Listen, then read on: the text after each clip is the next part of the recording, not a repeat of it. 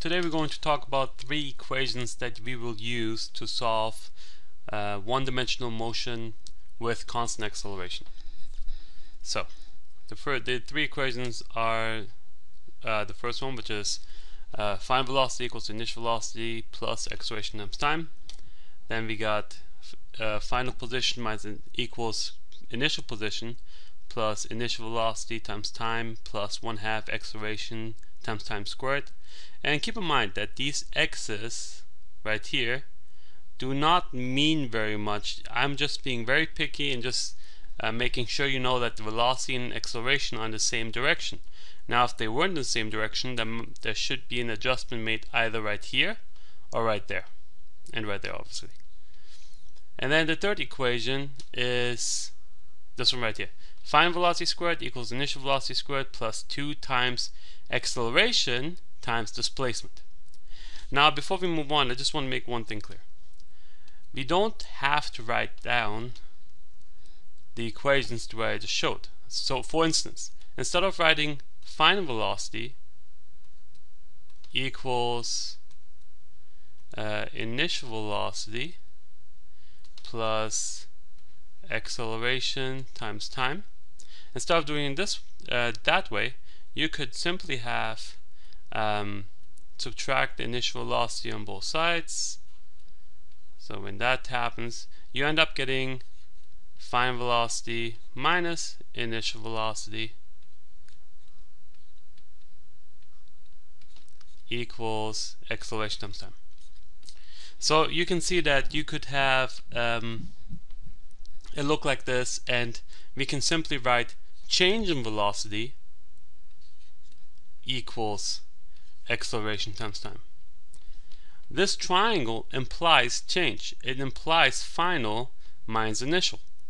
So you don't have to write it this way. Also, the second equation, you don't need final position minus initial position equals initial position plus the remaining. You could simply say displacement, and the drawing tool is a little bit tricky to get used to, but displacement equals initial velocity times time plus 1/2 acceleration times time squared. So we could simply have that going on. You don't have to write it this way, but you may do so if you choose to. Alrighty. Now, without the acceleration, the equations would pretty much look the same, except we would not have this term, we would not have this term, and we would not have this term. And that x was terrible. Needless to say, equation 1 and equation 3 become kind of useless, because saying that final velocity equals initial velocity, well, that makes sense. If there's no acceleration, the initial velocity never changed, so the initial velocity must be the same as final velocity, and that's the same case except in the square, except it's squared. So without the acceleration, all you need to do is remove these terms, and the only equation we're going to focus on without acceleration is this one right here. So the only equation that we're going to care for is displacement equals velocity, initial velocity times time. So we already seen this equation before, and it can be quite useful when we talk about horizontal motion. Anyways, that being said, let's move on. Let's do an example. Let's say Mr. S was literally thrown out of a bar. Given that Mr. S landed, hit the ground at 9 meters per second, which is pretty fast, and was sliding for 3 seconds, what was his acceleration, assuming it's constant? Well, if we start with this equation right here, which essentially came from the equation, which one did it come from? Yeah, change in velocity equals acceleration times time. Essentially, this equation and that equation are very much linked. As a matter of fact, if I divide by time and change this to final velocity minus initial velocity, it will be the same equation. We plug in the things that we know. 9 meters per second was the initial velocity, which is right here, And the final velocity is 0 meters per second. And the reason is, the question asked how long until, what was the acceleration if I stop in 3 seconds. So when I stop, my final velocity is essentially 0. And then the time is 3 seconds. So when you calculate this out, you will end up with an acceleration of -3 meters per second, which totally makes sense because I was decelerating as soon as I hit the ground. Before I hit the ground, ignoring air molecules, I should have had an acceleration of 0 because I'm not decelerating. Second question, second example. By the way, my students will have to write this down. Grant made Mr. S's dog Rocky really angry. So I have this dog. I actually do have a dog. Actually, my sister has a dog, but I make him seem like a psychopath in this problem because Grant essentially is running away from Rocky, and Rocky is making this a sport and giving him a 2-second head start before accelerating from rest at 0.5 meters per second squared. So it's kind of weird. And then it asks how long will it take until Rocky catches up to Grant. And as a joking manner, I wrote down to deliver his attack. Well, let's find out. In order to do a problem like this, you kind of have to be very patient, but at the same time you have to be able to induce certain things. For instance, saying that Grant was running at a constant speed implies that his acceleration is 0. Also, assuming from the part where it said Rocky was running from rest, we know that his initial velocity was 0. So what do? Well, there are certain things I can find out. For instance, Grant had an initial position. I apologize. Grant had an initial position of 5 meters. And you're wondering why I say that. That's because of the part where I said Rocky gave him a 2-second head start.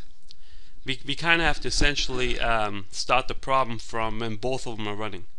So when Rocky gave him a 2-second head start and Grant is running at 2 meters per second for 2 seconds, well, velocity times time, as we used right here. By the way, this term essentially goes away because Grant is not accelerating, so we don't need this.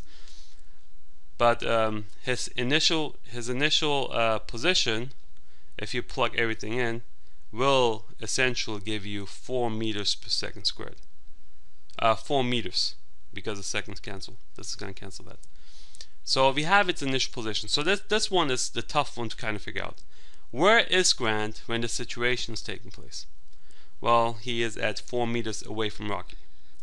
Now, as soon as 2 seconds run up, Rocky is going to start accelerating at this acceleration right here.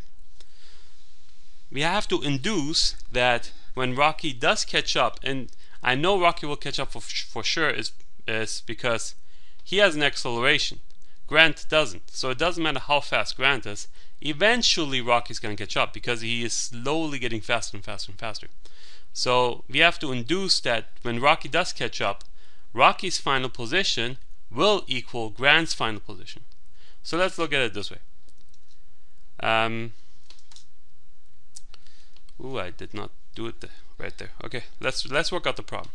So final position of Grant will equal final position of Rocky. And let's go ahead and make it an R for Rocky. It doesn't really matter. And let's make that a G. Well, let's put in the stuff that we know. I know that based on the equations that we came up with, Grant's initial position was 4 meters. So 4 meters plus his initial velocity was 2 meters per second. 2 meters per second, and I should probably use units. So let's make sure I use units. So that's seconds right there. Times time. Time is not known because we're trying to find out how long it takes until Rocky actually catches up. And then he doesn't have any acceleration, so the 1/2 AT squared goes away. Equals the final position of Rocky. Well, Rocky had an initial position of 0, so that just goes away. So let's just put 0. He does not have an initial velocity, So that pretty much goes away too. Let's move that back there. So he does not have an initial velocity, so 0 times time is just essentially going to be 0. But he does have an acceleration, and that is 1/2 and then 0.5. Or let's just put 1/2. Let's put 1/2 so we can deal with fractions. Times time squared. So we have 4 plus 2t equals 1/4 t squared. And we're trying to solve for t. Well, we can easily use a quadratic equation, but before I do that, let me multiply everything by 4 so we can get rid of this fraction.